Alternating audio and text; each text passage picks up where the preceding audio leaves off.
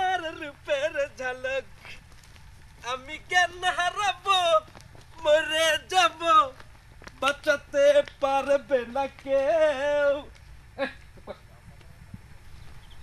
সাকিব কইছিলাম না আমি তো কি যে রশিদের সাথে কোনো জায়গায় যাবেন লাগলে এবারে 2 দিন আগে বাড়ান লাগে না ও তো ওই যে বাড়ি থেকে বেরে কলো যে তোরা হাট আমি আসতেছি বলে আমার বাড়ির মধ্যে ঢুকে গেল হইছে তাইলে যা দেখ বইয়ের সাথে ঝগড়া করতেছে রশিদের ক্ষমতা আছে ঝগড়া করার ঝগড়া তো দূরের কথা বইয়ের কথার বাইরে এক পাও নড়ার ক্ষমতাও নেই তাহলে সিনেমা দেখার কাম শেষ দেখগা বউ মনে হয় আসপেট দিচ্ছে না এই জন্যই তো এই বিয়ে করা মানুষের সাথে মিশাই উচিত না কে তোমার মনে হয় জীবনে কোনদিন বিয়ে করাই লাগবে না হয় ওই কাম মানছে করে দেখ আজ রশিদের অবস্থা আমরা সিনেমা দেখার জন্য আইসে যে রেল লাইনে বসে রয়েছি তার নামে খবর নাই তার বউ আসপেট দিচ্ছে না আরে তুমি একটু অস্থির হয়ে না তো একটু বসো এখনো মেলা সময় আছে আচ্ছা দেখিস ওই যে বুদ্ধির পর থেকে দেখতেছি ওই যে বিম খান ওই যে মাটির মধ্যে গাড়ি রয়েছে অত লুয়া কারে দাম নাই রেল কোম্পানির কি চোখে পড়ে না হ্যাঁ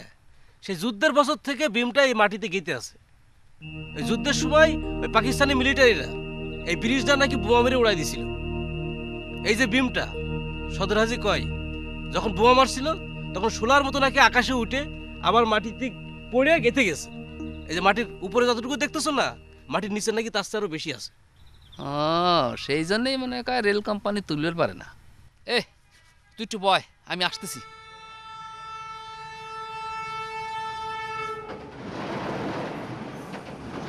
আরে ওখানে মুততেছো কে ওখানে কিন্তু কবর আছে কবর কি যে করে না আরে ওখানে মুতো না ওখানে কিন্তু কবর কবর একদম হিসেব বোধ নেই মানুষের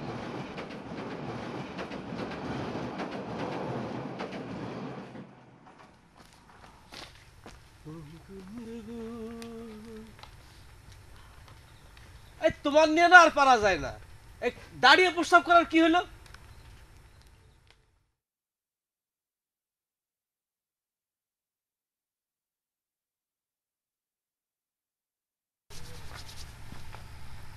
এক কাম করি চল এখানে বসে থাকার চাইতে রশিদের বাড়ি যাই দেখি কি করে কে ওখানে কবর আছে শুনে কি ভয় পাইছো ভয় ভয় আর কবর দেখে ভয় করে কি হবে একদিন তো সকলকেই কবরে যেতে হবে তাই না বাদ দে তোরা তো মারফতি কথা খাওয়া লাগবে না আমার শরীর এমনি ভার হয়ে আসতেছে রশিদ তো ভারী ঝামেলা শুরু করে দিছে আরে আসে না কে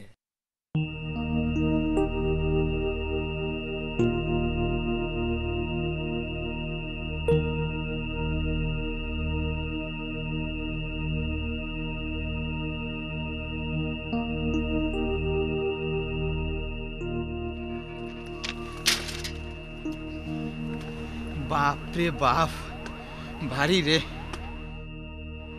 এই ফোনিক সাইকেল নিয়ে কি এই ব্রিজ পার হওয়া যায় ও কাকা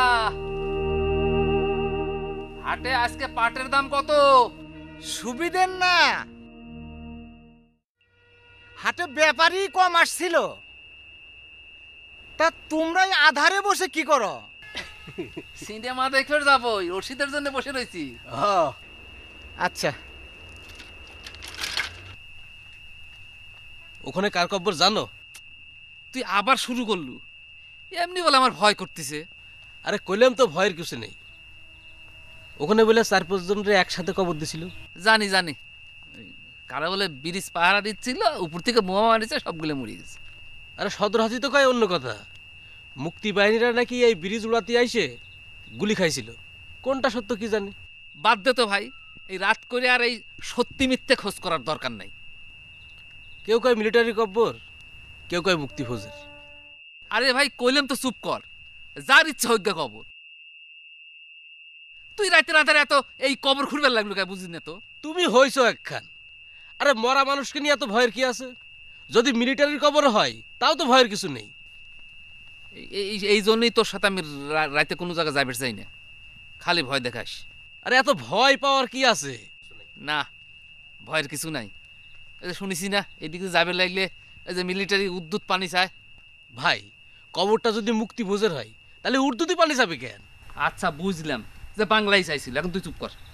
ঠিকই বলেছ, বাঙালি পানি চাইলে উর্দুতে চাওয়ার কথা না। সে কথাই তো করছিলাম, কেউ তো ঠিকমতো জানে না। কেউ কয় মিলিটারি কব্বর, কেউ কয় মুক্তি ভোজের।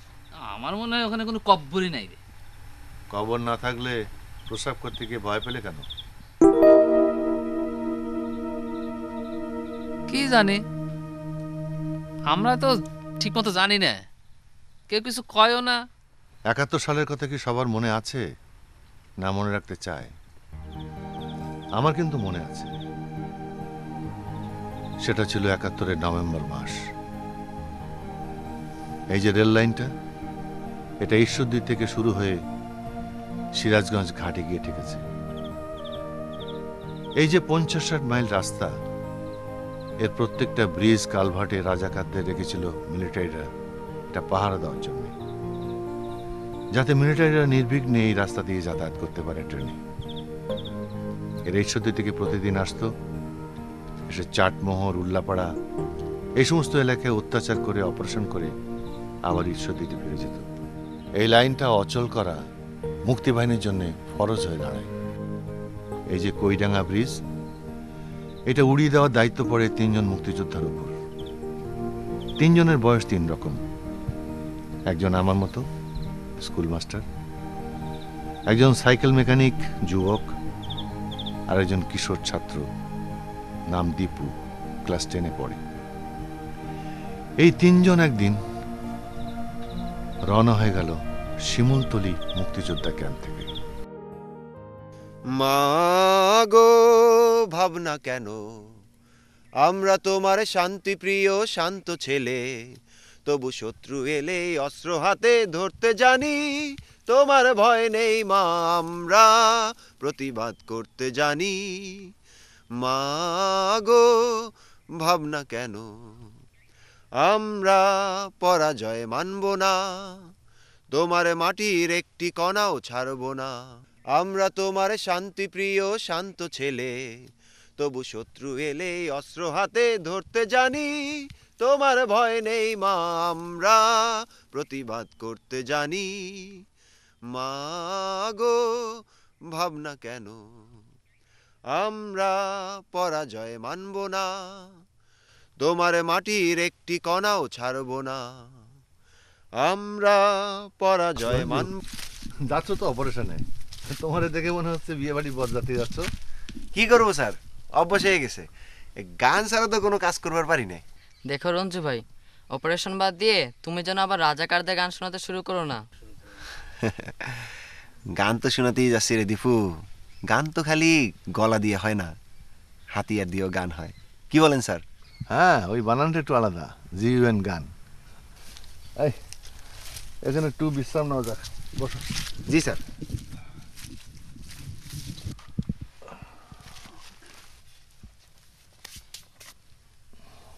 অপারেশন স্পটার কত দূর স্যার? তা তো প্রায় 4-5 মাইল হবে। আমরা এখন কিন্তু চলন বিলের মধ্যেই আছি। সন্ধ্যার পর আমি একবার ব্রিজটা রেকি করে আসবো। সেরকমই তো কথা আছে।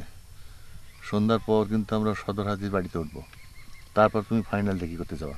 আচ্ছা। আমরা পরাজয় মানব না, তোমার মাটির একটি কণাও ছাড়ব না, আমরা শত্রু এলে অস্ত্র হাতে ধরতে জানি, তোমার ভয় নেই মা, আমরা প্রতিবাদ করতে জানি। রঞ্জু, তোমার গানের গলা তো বেশ ভালো। হ্যাঁ, অপারেশনের পর ক্যাম্পে ফিরে তোমার নিয়ে একটা গানের আসর বসাবো। ওই আসরে আমি গান গাতে পারবো না স্যার, আমি আসরের গাতক নাকি স্যার? ওই সাইকেলের মেকারি করতাম, নাট বল্টু টাইট দিতে দিতে একটু গান করতে পারি স্যার। কিন্তু এই যুদ্ধের উত্তেজনার মধ্যেও তো তুমি গান গাচ্ছ, তোমার তো মনে শক্তি করে। হ্যাঁ স্যার, কথাটা কলাম উল্টা হইবারও পারে, মানুষ ভয় পাইলে কলাম গান করে স্যার, আমার বেলাও সেটা হইবার পারে। তাইলে স্যার আপনারে একটা কথা কই। বলো। আমি যেদিন বিয়ে করলাম, সেই বিয়ের দিন স্যার আমি বাসর ঘরে বউ নিয়ে ঢুকলাম।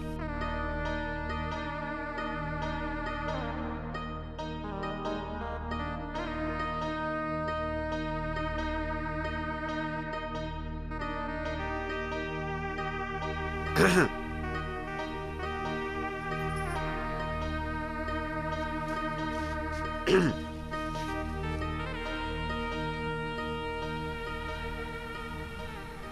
কিরাম আছো? ভালো?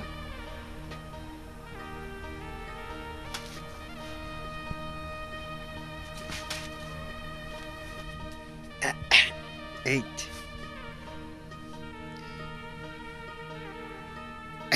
এই, গান শুনবে? তোমাকে একখান গান শুনি। এই গানটা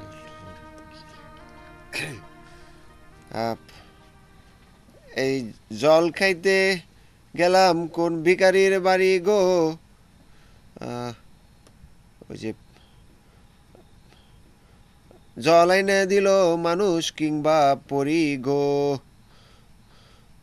আমার মন পাগল হইল গো। কেরে রঞ্জু, তোর গলা কাঁপে কেন?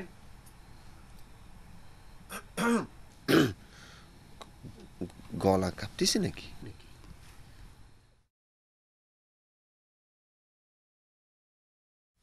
রঞ্জু, তুমি বিয়ে করছো কতদিন হলো? স্যার, যুদ্ধের আগে 1 বছরও পুরাই নাই স্যার। সে কি, নতুন বউ ফেলে যুদ্ধে আসছো? বাড়িতে আর কে কে আছে? সত্যি কথা বলতে কি স্যার,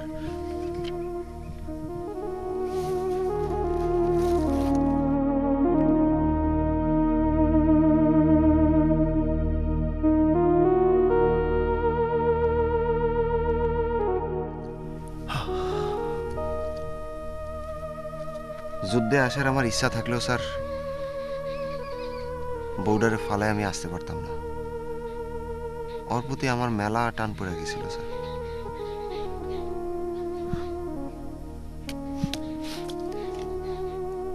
সাইকেল মেকারের কামটাই আমি ঠিক মতো করতে পারতাম না।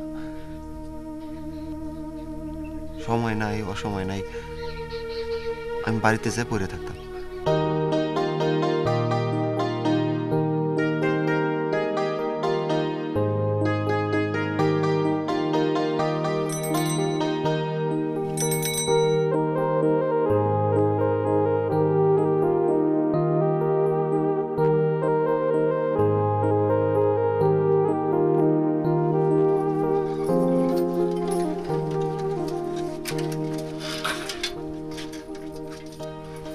ওকে, ইরাম করে দোকান ফাড়াতে আসলে খরিদ্দার রাগ হবে নে, তাহলে তো তোমার দোকান সাঙ্গি উঠবি।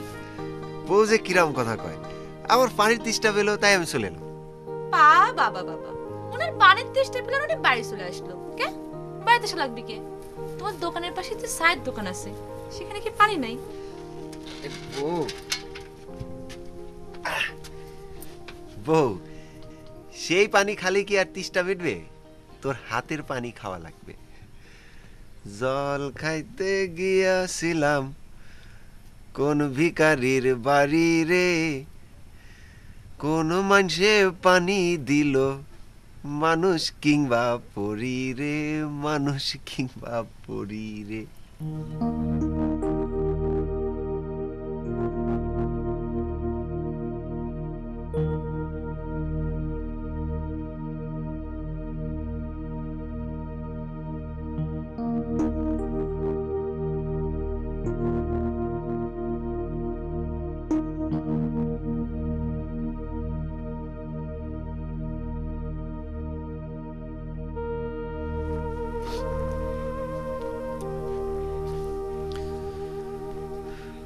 নতুন বউরে নিয়ে রং তামাশা আমি এতই মশগুল ছিলাম স্যার, দেশে কি হচ্ছে না হচ্ছে কিছুই টের পাইনি।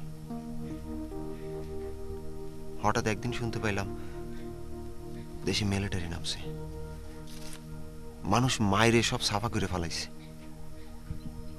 শহর থেকে সব মানুষ জানের ভয়ে গ্রামে ছুটে আসছে।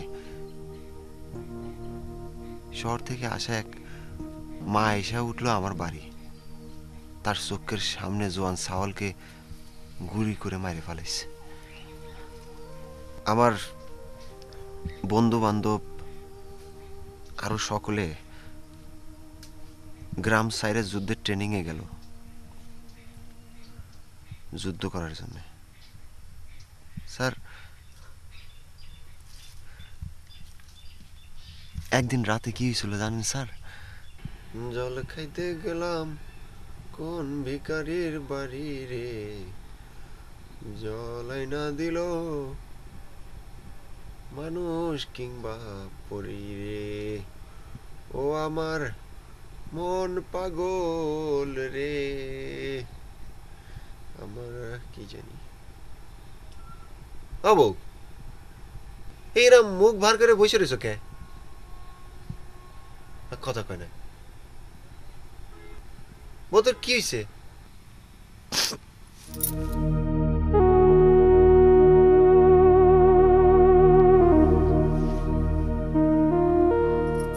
বউ,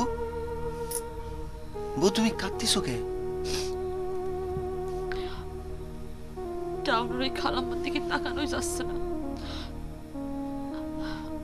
একবার চিন্তা করিস, নিজের পেটের চাওয়ালে চোখের সামনে বলে গুলি করে মারে। কোন মায়ে এটা সহ্য করবার পারে কম? দেশে যে কি হইলো, মিলিটারি সব জায়গায় ছড়ায় পড়ছে, যারে পায় তারই গুলি করে মারতেছে। কোন দিন যে আমগরে এনে আয় পরে, গ্রামের সব বন্ধু বান্ধব তো ট্রেনিং এ যাইতাছে। তুমি যাবে না? বউ, আমি কিরাম করে যাব? আমি তো তোমারে না দেখে থাকবার পারি না। তুমি আমার কথাটা ভাবতেছো, আমার কথাটা ভাববার আগে একবার খালাম্মার কথাটা ভাবো। যদি যদি আমাদের সাহলে তোমার চোখের সামনে কেউ গুলি করে মারতো, তাহলে তুমি কি করতে কও?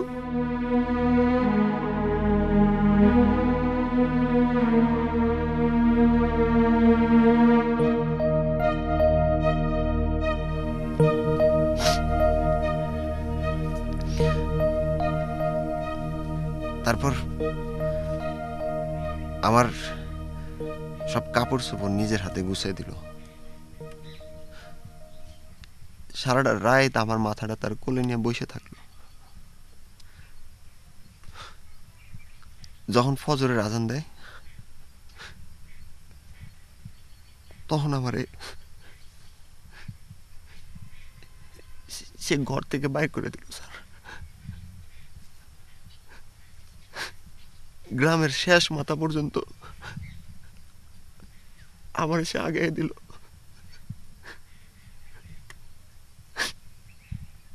তারপর স্যার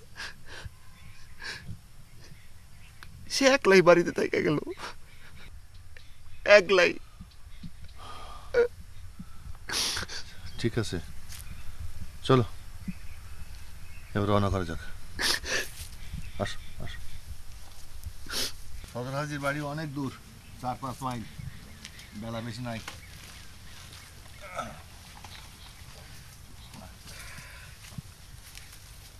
মাগো ভাবনা কেন, আমরা তোমার শান্তি প্রিয় শান্ত ছেলে, তবু শত্রু এলে অস্ত্র হাতে ধরতে জানি।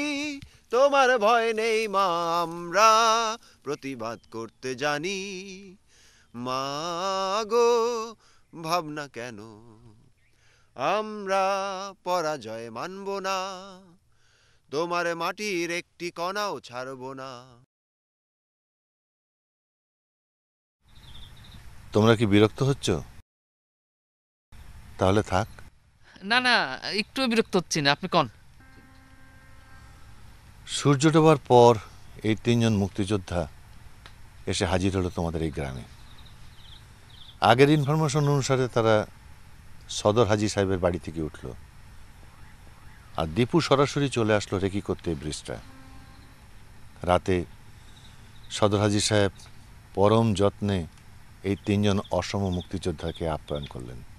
প্রতিদিনই রেলগাড়ি ভর্তি মিলিটারি এদিক দিয়ে যায়। কাল নেপালতুলি ওইখানে গাড়ি থামে, বাড়ি ঘর সব জ্বালাই দিছে, পুরাই দিছে, 8 জনকে মেরে ফেলেছে। আমরা খুবই আতঙ্কে আছি। একটা কথা বলি বাবাজি, বলেন। এতটুকু নাবালক পোলাটা রে যুদ্ধের মধ্যে না জড়াইলে কি হইতো না? হাজি সাহেব, কারে আপনি নাবালক করছেন? আপনি নিজেও জানেন না ও কত বড় বড় অপারেশন করেছে। ও একটা বিশ্বু। সেটা ঠিকই আছে, কিন্তু ওর কি এখন অস্ত্র ধরার বয়স হয়েছে? দেখেন মুরব্বী, যুদ্ধ যেভাবে শুরু হয়েছে তাতে কে কিভাবে যে যুদ্ধে জড়ায় পড়ছে কেউ কি বলতে পারে? তা অবশ্য ঠিক। আমরা ভীতু মানুষ, হয়তো সেই জন্যে ঘরে বসে আছি। কে বললো আপনি যুদ্ধ করছেন না? আপনিও তো যুদ্ধ করছেন। এই যে আপনি আমাদের শেল্টার দিলেন, খাওয়া দিলেন, এটাও তো একটা যুদ্ধ। আপনি এটা না দিলে কি আমরা যুদ্ধ করতে পারতাম? ওই যুগই সান্ত্বনা বাবাজি। তোমার বাড়িতে কে কে আছে? বাবা মা তোমারে যুদ্ধে আসতে দিল? মা বাবা বাইসা থাকলে আমার যুদ্ধে হাইতে দেওয়া তো দূরের কথা, আমার বুকের মধ্যে জড়ায় ধরে রাখতো। কিন্তু আমি তো তাদের গুলি খাওয়া দেহগুলারে ভালো করে ফিরে তাকায় দেখার সুযোগও পাইনি। তুলসী তলায় পড়ে থাকা বাবার মুখ দিয়ে শুধু আকুতি ভাসা যেতেছিল, খোকা পালায় যা, খোকা পালায় যা।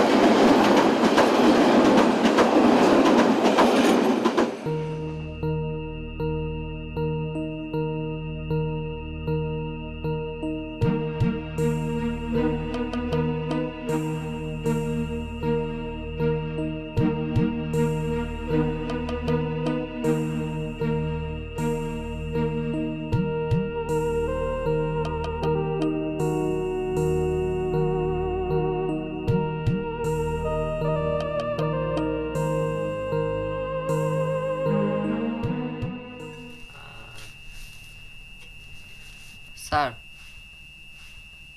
আপনার বাড়িতে কারা আছে? আমার বড় ছেলেটা তোমার বয়সী, আর মেয়ে দুটো ছোট, একটা 5-এ একটা 2-তে পড়ে। স্যার, একটা কথা কব। বলো। আপনার কলমে এই যুদ্ধে আসাটা মোটেও ঠিক হয়নি।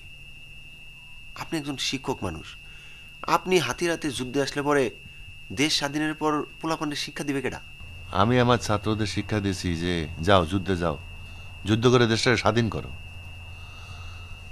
একদিন আমার এক ছাত্রের মা আমার এসে বলল যে স্যার, আপনি অপরের ছেলে মেয়েদের যুদ্ধে পাঠাচ্ছেন অথচ আপনি নিজে ঘরে বসে আছেন।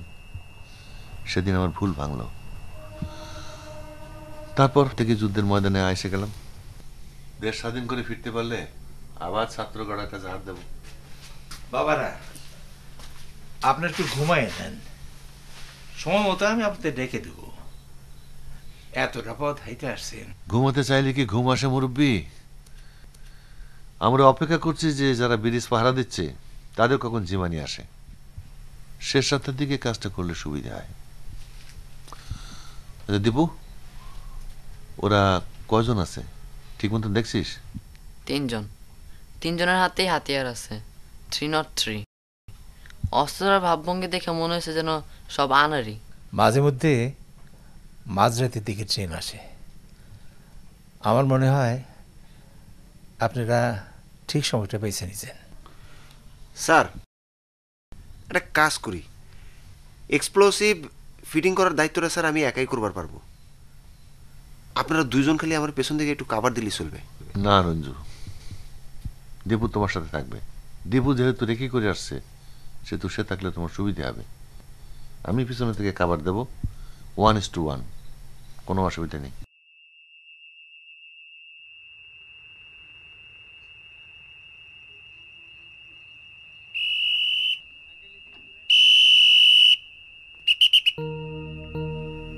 রুকুনুজ্জামান, জি স্যার, ইধর आओ।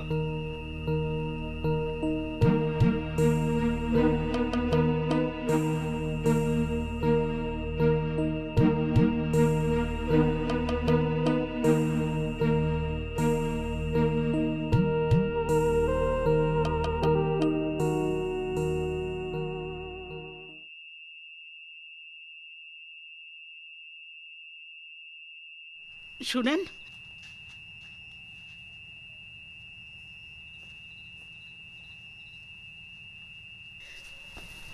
এই তাবিজটা ওই ছেলেটার ডাইন হাতে বাঁধে দেন।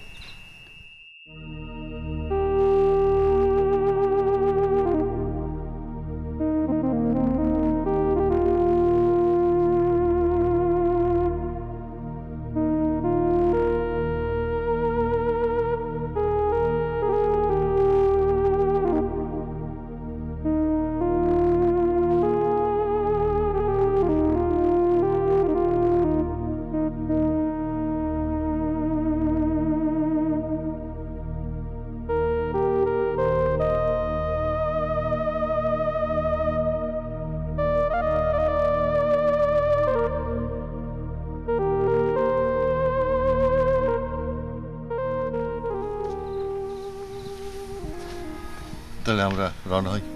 হ্যাঁ, আসো। রঞ্জু আসো। ওয়ালাইকুম আসসালাম। আসসালামু আলাইকুম।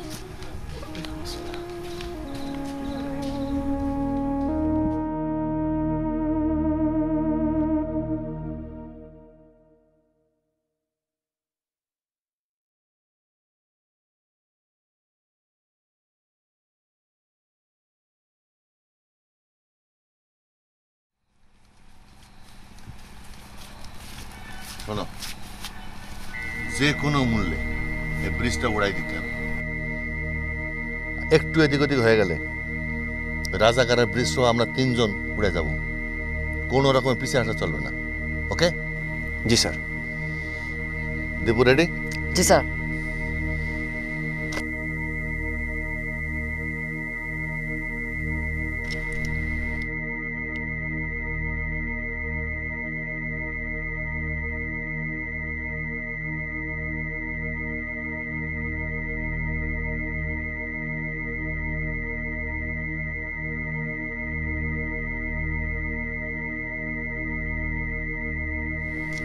রঞ্জু, গ্রেনেডগুলো বাইর করো। হাতে নাও, হাতে নাও। ওকে, মুভ।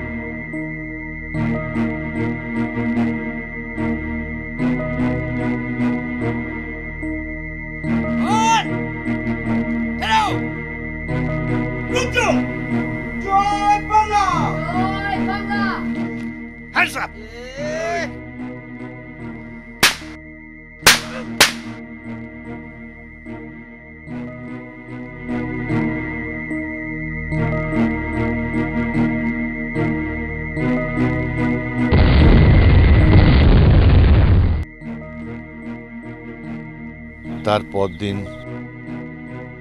সদর হাজী সাহেব এসে এই ধ্বংসস্তূপের মধ্য থেকে 3 জন মুক্তিযোদ্ধার ছিন্ন ভিন্ন দেহ তুলে নিয়ে এসে একই কবরে 3 জনকে শুয়ে দেন।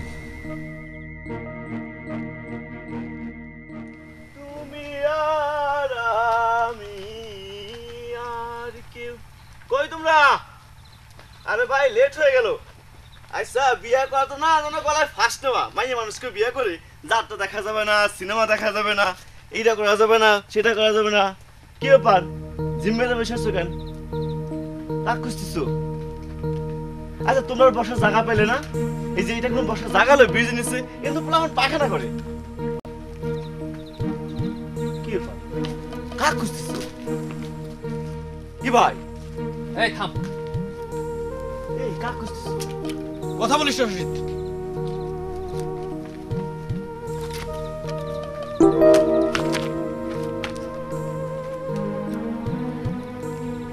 এই তো এখন আমি সব পরিষ্কার দেখতে পারতেছি। এখন আমি বুঝতে পারতেছি এটা কার কবর এখানে আছে। এই গ্রামে এত বড় একটা ঘটনা ঘটে গেছে, হ্যাঁ? সেই ঘটনা সত্যিটাই এতদিন জানা হয় নাই। ভাই আজকে আর সিনেমা দেখতে যাওয়া যাবে না। আমাদের এখন কাজ হচ্ছে এই গ্রামের সব মানুষ নিয়ে এই কইডাঙ্গা ব্রিজের যে গণকবর সেটা আগে খুঁজে বের করা। এই শহীদদের গণকবর এই নিশানা যদি আমরা ঠিক করতে না পারি তাহলে কোনো নিশানাই তো ঠিক থাকবে না।